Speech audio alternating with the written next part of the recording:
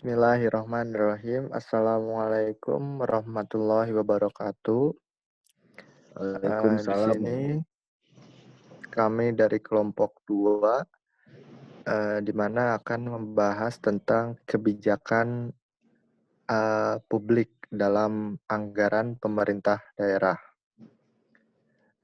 Di sini terdapat beberapa submateri dalam kebijakan anggaran dalam pemerintahan daerah, di mana akan dijelaskan oleh bagiannya masing-masing di kelompok kita. Yang pertama dari saya dulu, nama saya Aditya Irawan. Untuk anggota selanjutnya itu ada Agus Triadi, Asep Supriyatna, Dani Yuda Praja, Fajar Muhammad Diva, dan Farhan Fahrozi. Oke, baik kita mulai saja oleh saya terlebih dahulu, di mana saya akan menjelaskan tentang pengertian apa itu anggaran. Nah, penganggaran merupakan bagian terpenting dari pengelolaan keuangan pemerintahan dan dapat dijelaskan dari berbagai perspektif, ya, seperti politik, ekonomi, keuangan, dan akuntansi, menurut Abdullah dalam bukunya 2012. Nah, keputusan-keputusan dalam penganggaran dipengaruhi oleh banyak faktor, termasuk politik, ekonomi, dan teknologi. Tetapi dampak dari pengaruh tersebut tidak diketahui sampai terrealisasinya secara faktual. Nah, oleh karena adanya periodisasi anggaran secara tahunan yang diasumsikan sebagai standar time frame penganggaran pemerintahan, maka pelaksanaannya harus bersifat dinamis dan fleksibel, tanpa harus mengorbankan kontrol dan accountability. Ketidakpastian memiliki pengaruh terhadap keputusan-keputusan di bisnis dan pemerintahan pada era otonomi daerah saat ini. Nah, anggaran merupakan inti dari pengelolaan keuangan daerah yang diurus secara mandiri, sehingga aktivitas perencanaan, pelaksanaan, penatausahaan, pertanggungjawaban, dan pengawasan semua terfokus pada anggaran. Nah, sebuah anggaran adalah ujung dari fungsi-fungsi manajemen dan pembuatan kebijakan. Nah, dalam budgeting proses, perubahan anggaran atau rebudgeting merupakan hal yang lazim terjadi, sekaligus menjadi faktor yang penting di pemerintahan daerah. Nah, laporan keuangan pemerintahan daerah sendiri merupakan bentuk pertanggungjawaban atas pelaksanaan anggaran yang memuat informasi tentang besaran anggaran setelah perubahan realisasinya selama 1 tahun anggaran dan perbedaan di antara keduanya, yang disebut selisih atau variance tentang keuangan negara. Kemudian penerapan desentralisasi fiskal di Indonesia telah memberi kewenangan kepada pemerintah daerah untuk mengatur dan mengelola sendiri urusan pemerintahan yang menjadi kewenangannya, termasuk keuangan daerah. Nah, konsep penganggaran pada pemerintah daerah sendiri menganut prinsip bahwa alokasi belanja ditentukan setelah terlebih dahulu dapat dipastikan di mana sumber pendanaannya. Nah, pasal 19 Peraturan Menteri Dalam Negeri nomor 13 garis miring 2006 tentang pedoman pengelolaan keuangan daerah menyatakan bahwa dalam penyusunan APBD, penganggaran pengeluaran harus didukung dengan adanya kepastian tersedianya penerimaan dalam jumlah yang cukup sebagai komponen utama dari penerimaan daerah. Nah, besaran pendapatan akan sangat menentukan besaran alokasi belanja. Nah, pengaruh pendapatan terhadap belanja ini memang masih menjadi perdebatan karena jenis pendapatan sendiri tidak secara otomatis dialokasikan untuk mendanai belanja-belanja tertentu. Nah, beberapa studi terdahulu membuktikan bahwa pendapatan berpengaruh terhadap belanja seperti Abdullah 2004, Abdullah dan Halim 2006, dan Maimunah 2006. Menurut Wilson dan Sylvia, keputusan anggaran sangat tergantung pada perubahan pendapatan. Kemudian dalam teori lainnya juga, Blaise and Dion 1990 menyatakan bahwa birokrat di agensi memiliki kecenderungan untuk memaksimalkan anggarannya, yang sebenarnya merupakan salah satu bentuk dari self-interest dari perspektif keagenan. Agresi dari usulan anggaran satuan kerja akan menjadi rancangan anggaran untuk dibahas dan ditetapkan bersama dengan lembaga perwakilan atau DPRD. Nah, hasil studi menunjukkan bahwa lembaga perwakilan DPRD memiliki kecenderungan oportunistik untuk mengusulkan perubahan target penerimaan daerah dari pendapatan asli daerah untuk kemudian digunakan membiayai kenaikan dalam alokasi belanja. Mungkin segitu pembahasan anggaran dari saya. Selanjutnya akan dilanjutkan oleh Agus. Saudara Agus, dipersilahkan.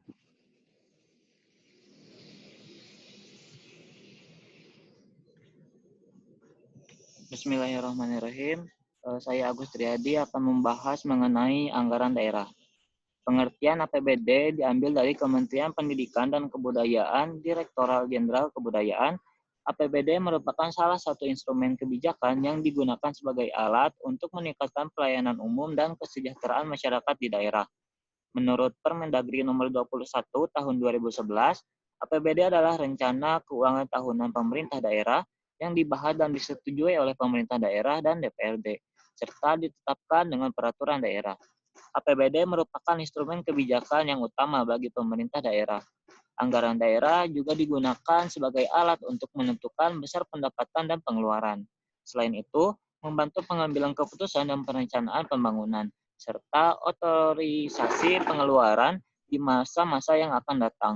Unsur APBD terdapat beberapa unsur APBD, yaitu rencana kegiatan suatu daerah beserta uraiannya secara rinci, adanya sumber penerimaan yang merupakan target minimal untuk menutupi biaya terkait aktivitas tersebut, adanya biaya yang merupakan batas maksimal pengeluaran yang akan dilaksanakan, jenis kegiatan dan proyek yang dituangkan dalam bentuk angka periode anggaran yang biasanya 1 tahun, jenis APBD berdasarkan Undang-Undang Nomor 32 Tahun 2004, Pasal 157, sumber pendapatan maupun juga penerimaan daerah terdiri dari pendapatan asli daerah atau PAD yang dimaksud terbagi menjadi 4 kelompok pendapat, di antaranya pajak daerah terdiri dari pajak hotel, restoran, hiburan, reklame, penerangan jalan, pengambilan bahan giliran golongan C, dan parkir.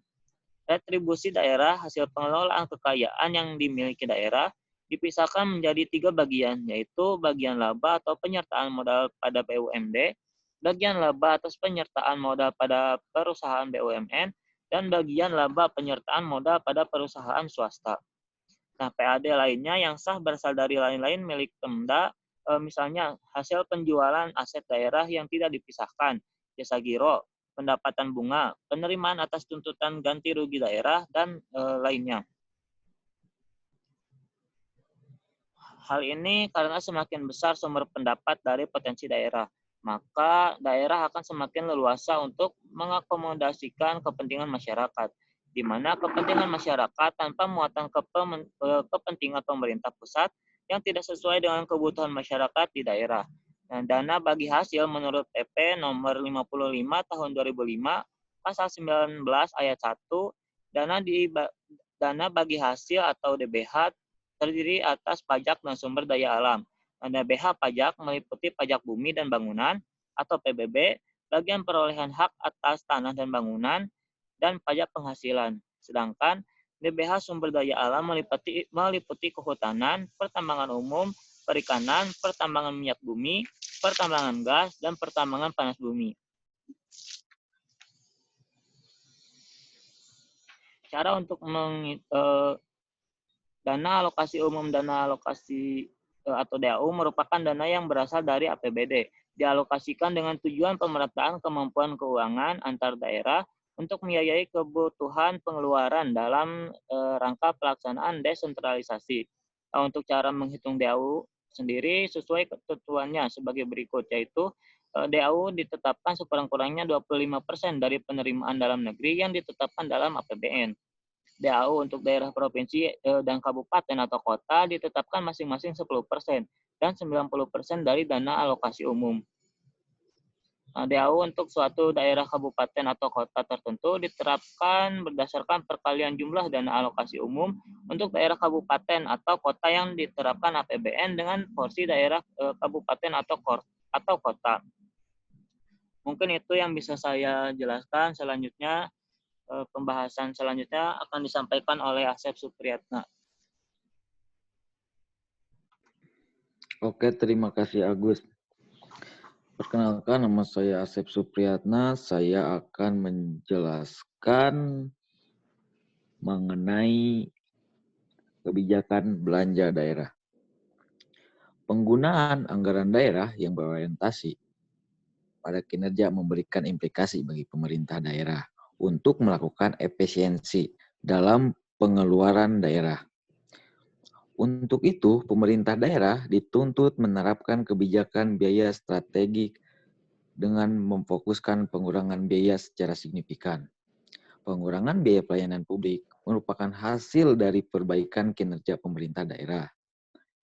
Efisiensi belanja pemerintah daerah dapat dilakukan melalui perencanaan dan pengendalian aktivitas, yaitu dengan cara yang pertama, pilihan aktivitas. Pemerintah daerah memilih strategi yang memerlukan biaya terendah untuk mencapai tujuan pemerintah daerah. Strategi yang berbeda memerlukan aktivitas yang berbeda. Aktivitas yang berbeda akan menyebabkan biaya yang berbeda juga. Yang kedua, pengurangan aktivitas. Pengurangan biaya dapat dicapai dengan mengurangi waktu dan sumber daya yang digunakan. Pendekatan pengurangan aktivitas dimaksudkan untuk perbaikan efisiensi dengan catatan aktivitas yang dikurangi oleh aktivitas yang tidak menambah nilai bagi kesejahteraan masyarakat. Nah, yang ketiga, penghilangan aktivitas. Penghilangan aktivitas dan fungsi yang tidak menambah nilai bagi kesejahteraan masyarakat dan justru membebani masyarakat. Nah, selain itu, yang dikeluarkan pemerintah daerah hendaknya lebih berorientasi pada hal-hal sebagai berikut. Yang pertama, belanja daerah berorientasi pada kinerja dan kepentingan publik. Kedua, belanja daerah yang dilakukan berorientasi jangka panjang. Yang ketiga, pemerintah daerah bersifat proaktif untuk mengeliminasi sumber pemborosan keuangan daerah. Dan yang terakhir, adanya pengetahuan yang memadai aparatur daerah mengenai sifat biaya. Masuk ke kebijakan pembiayaan daerah. Kebijakan investasi dan sumber pembiayaan, langkah perbaikan investasi di berbagai bidang sangat diperlukan dalam meningkatkan penerimaan dan laju perekonomian daerah. Investasi di samping meningkatkan kapasitas produksi barang yang dihasilkan pada perekonomian di daerah, juga menciptakan kaitan kegiatan ke depan maupun ke belakang yang memungkinkan munculnya potensi PAD yang lebih besar. Kebutuhan investasi tersebut dibiayai terutama dari tabungan daerah, baik pemerintah daerah, swasta, maupun masyarakat. Dana-dana masyarakat tersebut selain langsung diinvestasi. Mungkin cukup segitu, selanjutnya akan dilanjutkan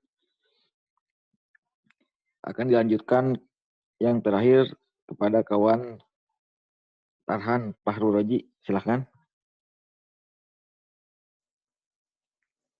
Terima kasih Bung Asep Supriyatna. Perkenalkan, nama saya Farhan Fahruroji. Saya di sini akan melanjutkan atau akan menjelaskan tentang kebijakan pinjaman daerah.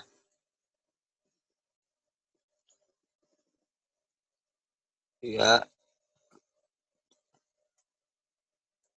otonomi daerah sebagai suatu cita-cita pemerintah dan bangsa Indonesia pada era reformasi ini diharapkan dapat memberi spirit bagi pemerintah daerah untuk aktif dan membenahi diri dengan melaksanakan pembangunan, baik pembangunan fisik maupun pembangunan sumber daya manusia.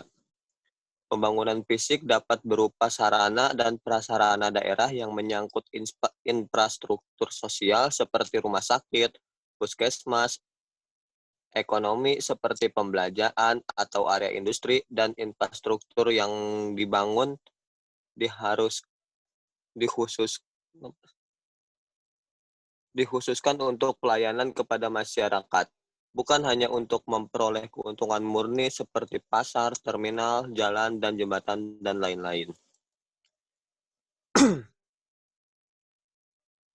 Untuk dapat melaksanakan pembangunan diperlukan dana tidak sedikit. Suatu daerah yang tidak memiliki dana yang cukup atau memadai tentu memerlukan tambahan dari pihak lain. Agar program pembangunan yang telah direncanakan dapat terlaksana, pihak lain yang dimaksud adalah lembaga perbankan, pemerintah pusat, pemerintah provinsi, atau pihak swasta yang peduli dengan program pembangunan di kabupaten tersebut. Dalam hubungan ini, pemerintah daerah dapat melaksanakan suatu kegiatan yang dikenal dengan nama pinjaman daerah. Peraturan mengenai pinjaman daerah ini selengkapnya dapat dilihat pada UU 17 tahun 2003 tentang keuangan negara, Undang-Undang Nomor 33 tahun 2004 tentang perimbangan keuangan antara pemerintah pusat dan pemerintah daerah, Pasal 49 perihal batasan pinjaman, PP 107 tahun 2000 tentang pinjaman daerah, dan KMKRI nomor 35 KMK 071 tentang perencanaan, terus pelaksanaan atau penatausahaan perusahaan pinjaman luar negeri pemerintah daerah.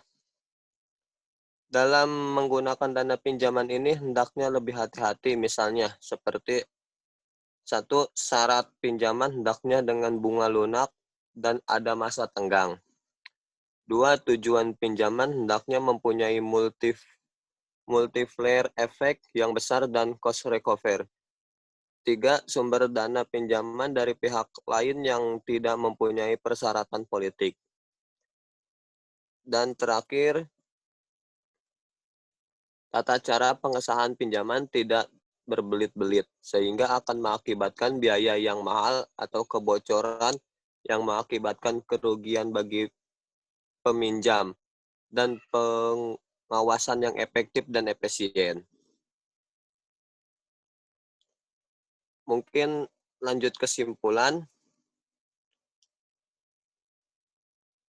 Kesimpulan, APBD merupakan rencana pelaksanaan semua pendapatan daerah dan semua belanja daerah dalam rangka pelaksanaan desentralisasi dalam tahun anggaran tertentu.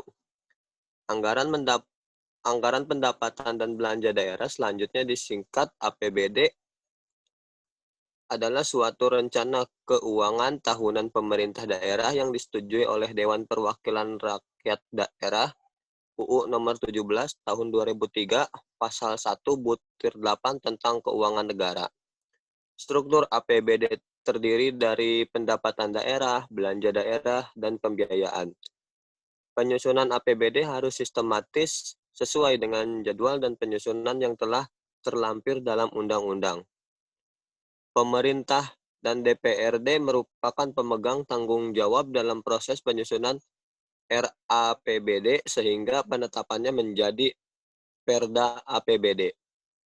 Keterlambatan naskah APBD diserahkan kepada DPRD oleh pemerintah, di mana idealnya hal ini berimplikasi pada pembahasan yang tidak efektif dan terkesan buru-buru.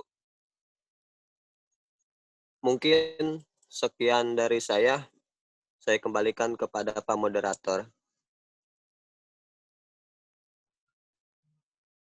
Ya, mungkin materi yang diberikan telah selesai. Untuk penonton yang ingin bertanya atau audiens begitu, nanti bisa dibuka sesinya di lain aplikasi gitu ya.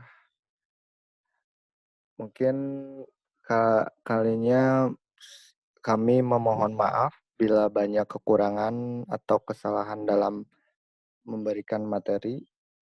Cukup sekian. Wassalamualaikum warahmatullahi wabarakatuh. Waalaikumsalam warahmatullahi wabarakatuh.